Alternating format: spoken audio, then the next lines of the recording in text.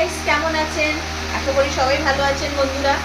আজকে তো যা ঝড় বৃষ্টি হয়েছে সেটা তো সকলেই জানেন, বাট আমার এখানে ঝড় বৃষ্টি মানে কি সেটা আপনাদের দেখাই। আসুন, এই দেখুন বন্ধুরা, দেখতে পাচ্ছেন?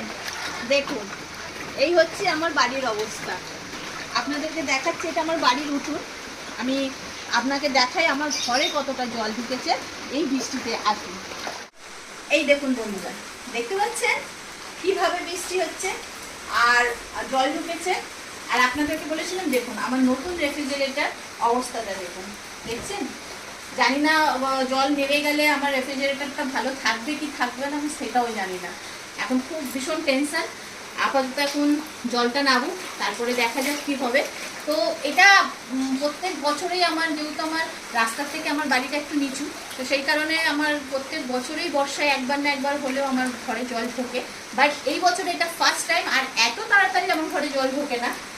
ধরুন এই ঘন্টা দুয়েক তিনেক বৃষ্টি হবার পর জলটা ঢোকে, কিন্তু এই বছরে আমার ঘরে যে বৃষ্টিটা আজকে হলো, ধরুন প্রায় 20 মিনিটের মধ্যে আমার ঘরে এইভাবে এই অবস্থা জল ঢুকে গেছে। তো আপনাদের এই বর্ষার মধ্যে কাদের কাদের ঘরে এরকম জল ঢুকেছে বা এরকম পরিস্থিতি আপনারা আমাকে কমেন্টসে জানাবেন অবশ্যই। তাহলে নেক্সট ব্লগে আবার আপনাদের সাথে দেখা হচ্ছে। টাটা।